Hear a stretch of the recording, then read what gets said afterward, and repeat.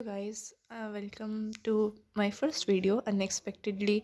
ये है मेरा first video and okay so ये होल फोकस वीडियो का रहने वाला है अबाउट केमिस्ट्री के सेट्स में जो डिस्पैरिटी हो रहा है। इवन लाइक फिज़िक्स का वी ऑल्सो, बट केमिस्ट्री का एक अलग लेवल में हुआ है and I want to speak about it because no one did. Physics के लिए मैनी टीचर्स, बहुत सारे टीचर्स, इवन टेंथ के प्रशांत सर, मतलब बहुत सारे लोगों ने आवाज़ उठाई, but for chemistry no one is. And मैंने बहुत सारे टीचर्स को रिक्वेस्ट भी किया। बहुत सारे टीचर्स को मैं चाहूँ तो चार्ट्स भी दिखा सकती हूँ, बट लेट्स नॉट। बट फिर भी किसी ने कुछ वीडियो नहीं बनाया, तो here I am as with my first video on my channel.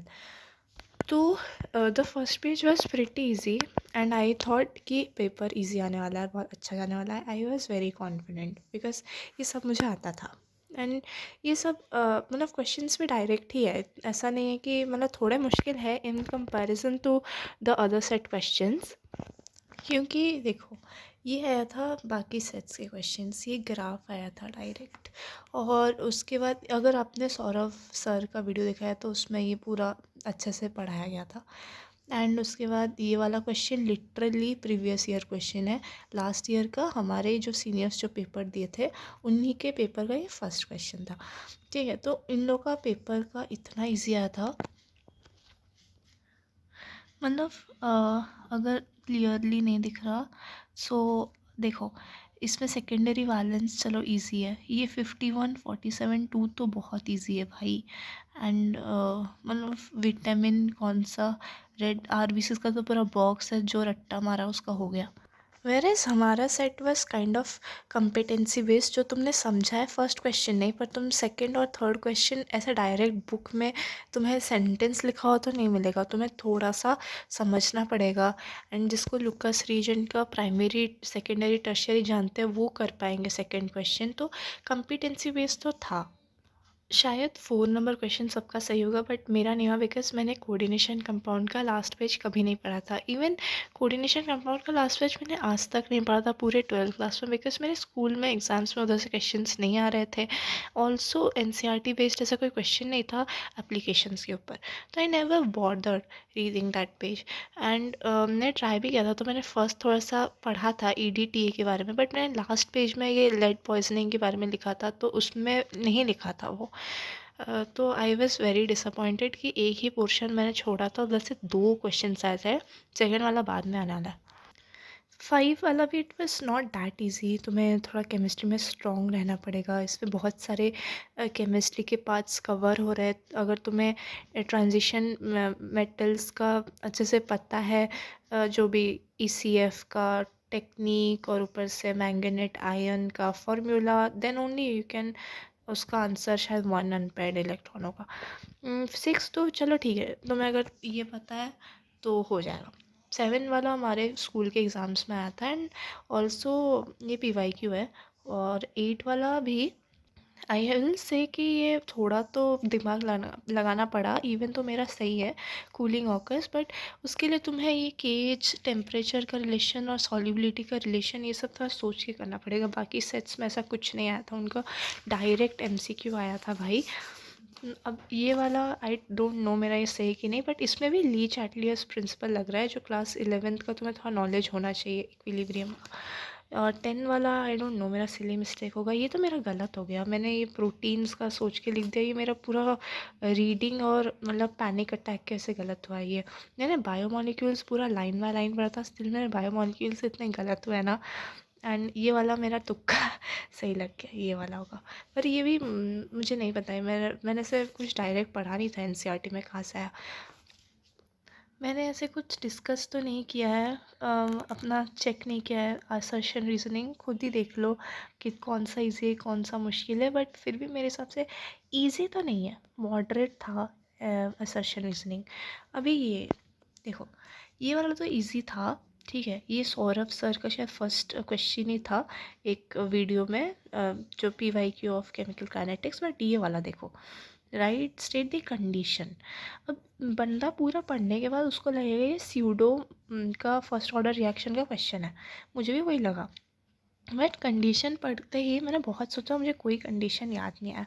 तो फिर मैंने अपने घर आके बातचीत की, तो मेरे एक सीनियर ने बोला कि इसका आंसर क्या, कि रिएक्टेंट बहुत कम अमाउंट में होगा और दूसरा बहुत ज़्यादा है, वैसा कुछ कंडीशन एनसीईआरटी में लिखा है, तो तुम्हें बहुत गो थ्रू होना पड़ेगा एनसीईआरटी के। एंड मैंने इलेक्ट्रो मतलब केमिस्ट्री और सॉल्यूशन का तो सब पढ़ा था, बट मेरे पास टाइम नहीं था चैप्टर 3 का पढ़ने के लिए। तो मुझे लगा कि सारे थ्योरी बेस्ड क्वेश्चन तो आते हैं 1 और 2 से, 3 से न्यूमेरिकल आएगा, तो मैंने नहीं किया था अच्छे से। तो ये क्वेश्चन अगर मुझे आता भी था स्यूडो फर्स्ट ऑर्डर, तो उसका रिएक्शन तो मतलब उसका कंडीशन भाई, बाकी सेट्स का मैं दिखाऊंगी क्वेश्चन। ये हमारा बहुत ईजी क्वेश्चन डाले, एंड ये भी हमारे प्री बोर्ड्स में आया था। मेरा ये वाला गलत हो गया, मुझे अर्जेंटेट याद नहीं है, पर आई थिंक ये चलेगा। इसमें एम्बिडेंट लिगेंड का यूज़ है, और ये वाला तो अर्जेंटेट होगा। तो आई वोंट से ये सबसे इजी आईयूपैक नेम्स थे, जैसे कि पीवाई क्यूज़ में बहुत इजी और डायरेक्ट एनसीईआरटी का डाल दिया था। ये एनसीईआरटी के थे भी, तो थोड़े अपर लेवल के ही थे, मतलब जिसमें बच्चों की गलती हो सकती है वैसे वाले थे। 20 ये मेरा हो गया। ये मैं रिकॉल नहीं कर पाई। वही तो मैं कह रही हूँ, मैंने बायोमोलिक्यूल्स लाइन बाय लाइन पढ़ा था, बट मुझे बस याद नहीं आया कि थाइमीन का हाइड्रोलिसिस करने से क्या होगा। पर जिसने भी H3PO4 नाइट्रोजेनिक बेसिस और पेंटो शुगर लिखा है, तो उसका सही होगा आंसर। जब मैंने घर आके चेक किया तो मुझे पता चला, और ये वाला मेरा शायद सही है। एंड ये तो चलो इजी है, ये दोनों क्वेश्चन बहुत इजी थे, बट फिर भी ये वाला कुछ बच्चों को कंफ्यूज कर सकता है। तो इसके बाद फिर भी मतलब आई थिंक ये वाला क्वेश्चन भी इजी नहीं है, मॉडरेट लेवल। अब बात करते हैं सेक्शन सी की, जिसमें ये वाला मेरा गलत हो गया, बिकॉज मैं फिर से याद नहीं कर पाई। ये एनसीईआरटी का क्वेश्चन है, पर मैं याद नहीं कर पाई, मतलब ये वाला तो हो गया फिर भी शायद, ये नहीं हो पाया मेरा। ये वाला मेरा हो गया, सी निकल गया, बिकॉज मुझे एनसीईआरटी का लास्ट वाला याद आता कुछ कि NH2 में वापस आ जाएगा, तो मैंने सी लिख दिया डायरेक्ट। तो अगर मुझे पार्शियल मार्किंग मिलेगा तो सी के लिए हाफ मार्क मिलेगा, पर ये दोनों आई डोंट थिंक, छोड़ो। ये तीनों मेरे अच्छे गए हैं, बट अभी तुम पेपर आगे देखोगे ना, हमारे बहुत सारे क्वेश्चन जैसे थ्योरी बेस्ड आए थे, एंड ये सब हो गया। ये वाला तो डायरेक्ट एग्जाम्पलर में भी है, उसमें लिखा है AC क्यों यूज़ होता है। बुक पे पढ़ने से भी तुम्हें पता चलेगा, मैंने इलेक्ट्रोकेमिस्ट्री पढ़ा था इसलिए मैंने ये लिख दिया। ये वाला भी काइंड ऑफ हुआ है, क्योंकि मैंने इलेक्ट्रोलिसिस पढ़ा था, तो मैंने किया है, सब रिएक्शन लिखा है। फिर भी थोड़ा कन्फ्यूजन क्वेश्चन तो है कि प्लैटिनम इलेक्ट्रोड यूज़ क्यों होता है, मतलब क्यों डिफरेंट प्रोडक्ट आता है। मैंने रिएक्शन वगैरह सब लिखा है, और अपने हिसाब से जो सब पढ़ा था वो सब लिख डाला है उधर, क्योंकि मैंने कभी नहीं सोचा था कि प्रोडक्ट ऑफ इलेक्ट्रोलिसिस से वो एक थ्योरी बेस्ड क्वेश्चन डालेंगे, पर हमारे सेट में डाले हैं। एंड सी वाला क्वेश्चन देख लो, इधर ये वाला भी एक इनडायरेक्ट क्वेश्चन है, तुम्हें एनसीईआरटी वगैरह में शायद नहीं मिलेगा, बट चलेगा, इजी है। अगर तुम्हें पता है कॉन्सेप्ट कोरोजन से रिलेटेड, तुम लिख दोगे शायद, मुझे मैं श्योर नहीं हूँ, मैंने तो लिखा है इससे कोरोजन को मिक्स करके। और ये वाला मैंने अटेंड ही नहीं किया, छोड़ो। ये वाला क्वेश्चन देखो, मेरा 2-3 चैप्टर्स में, बस 3 चैप्टर को छोड़ के मेरा सब सही है। बायोमोलिक्यूल्स, कोऑर्डिनेशन कंपाउंड्स और केमिकल काइनेटिक्स, और ऊपर से मैंने बायोमोलिक्यूल्स अच्छे से पढ़ा था। फिर मैं सब मतलब मैं भूल कैसे गई मुझे याद नहीं आ रहा। और कोऑर्डिनेशन कंपाउंड्स मेरा गया है, मैंने बस एक ही पेज नहीं पढ़ा था, उधर से 2 मार्क के क्वेश्चन हैं। और केमिकल काइनेटिक्स का भी वही है, जैसे अनएक्सपेक्टेड क्वेश्चन है। पर ये वाला देखो, वो ईजी चैप्टर है, फिर भी अनएक्सपेक्टेड क्वेश्चन है। और इसमें हो गया, बट ओके, ये ऑप्टिकल आइसोमेरिज्म और ज्योमेट्रिकल आइसोमेरिज्म में मेरा बहुत कन्फ्यूजन चला, देखते हैं क्या होगा। और ये वाला मेरा थोड़ा गलती हो गया, मेरा जो आंसर चाहिए था इनको मेरा उल्टा आ रहा था, पता नहीं कैसे। पर ये देखो, ये वाला विल्किंसन कैटलिस्ट, ये भी उसी लास्ट पेज में था जो मैंने स्किप मारा था। इमेजिन, इतना ज़्यादा दुख दर्द पीड़ा। पर तुम कभी भी उस साल उधर से नहीं डाल दो, ताकि sir list weightage chapter weightage section coordination compounds का, तुम उधर से 2 मार्क का क्वेश्चन डाल लो। मैंने वही चीज़ स्किप किया था, ये वाला हो गया मेरा। अगर तुमने MTG का क्वेश्चन किया था, तो ये 2023 का क्वेश्चन था। कुछ क्वेश्चन सेम थे, कुछ क्वेश्चन अलग थे। उसमें स्लो वाला पूछा था, तो मतलब वो थोड़ा इजी था, ये उससे थोड़ा सा मुश्किल था। ये क्वेश्चन तुम खुद ही इंटरप्रेट कर लो कि अगर तुम्हारे सेट में आता तुम कर पाते कि नहीं कर पाते। बाकी ये वाला देखो, ये वाला सारे रीज़न बेस्ड क्वेश्चन थे, और मेरे सारे सही है, ठीक है। तो जो जो बच्चा ये रीज़न पूरा नहीं पढ़ा है, वो सिर्फ कन्वर्जन और नेम रिएक्शन पढ़ा है, भाई तुम तो गए हो। ये वाले सेट में तुम्हें एक भी नेम रिएक्शन नहीं मिला, और मिला भी है तो वैसे कोई फेमस नेम रिएक्शन नहीं मिले, बहुत गिने चुने मिले, जैसे शायद एल्डोल पूछा है, बट फिर भी तुम देखो। ऐसे बाकी सेट्स का मैं दिखाऊंगी, एक सेकेंड। ये देखो, ये एक रील आया था, उसने बोला था कि ये कौन से रिएक्शन है। भाई मेरे ये रिएक्शन आते हैं, मेरे सारे फुल आते हैं भाई। ये हमारा एक भी नेम रिएक्शन नहीं है, और बाकी सेट्स में नेम रिएक्शन ऐसे 3 मार्क में पूछा गया है। भाई ये अगर हमारा 3 मार्क्स में क्या पूछा गया, ये, और उनका 3 मार्क्स में क्या पूछा गया, ये। भाई इफ़ दिस इज़ फेयर, तो भाई इससे इजी तो केमिस्ट्री था, सॉरी फिज़िक्स था। केमिस्ट्री तो मेरा, ये भी इजी ही है भाई। इतना इजी क्वेश्चंस तुमने पूछा, इधर तुम देखो कितना इजी क्वेश्चन है। ये कितना इजी क्वेश्चन है भाई, मुझे ये आता था ये सब कुछ। ये वाला मेरा गलत हो जाता इथाइमीन वाला, बट बाकी सब मुझे आता था। बट अभी कोई फ़ायदा नहीं, तो बात करते हैं, इधर वापस आते हैं। इधर भी मैं थोड़ा डर गई थी जब एसिड डिहाइड्रेशन लिखा था, फिर मैंने देखा इथानॉल टू इथीन है, तो मैंने कर दिया। ये वाला सब इजी था, आई थिंक हो गया होगा सबका। फिर भी रीज़न देखो, यहाँ पे रीज़न बेस्ड वापस आ गया। ये वाला अभी ये सब मेरा ये ना गलती से छूट गया, पैनिक कर रही थी इसको लेके। इसका HCN वाला लिखा, दूसरा NH वाला याद नहीं आ रहा था, ये वाला छूट गया भाई। ये आता था फिर भी छूट गया, इसको इतने मुश्किल से इसका स्ट्रक्चर याद रखा था, छूट गया मेरे से ये वाला। चलेगा, उसके बाद ये सब मेरा हो गया। ये वाला भी तुम्हें ना पूरा लाइन बाय लाइन पढ़ना पड़ेगा, बायोमॉलिक्यूल्स। उसमें भी मैंने ChatGPT किया था, एक सेकेंड। हाँ ये देखो मैंने सर्च किया था एग्ज़ाम से पहले, इसको अच्छे से समझा था, और इधर उनका डिफरेंस समझ के हमारा ये क्वेश्चन आया, मैंने लिखा। पर फिर भी थोड़ा मुश्किल तो था। बाकी सेट्स में बायोमॉलिक्यूल से क्या हलवा पूछे थे, ये हमारा क्या पूछ रहे हैं भाई।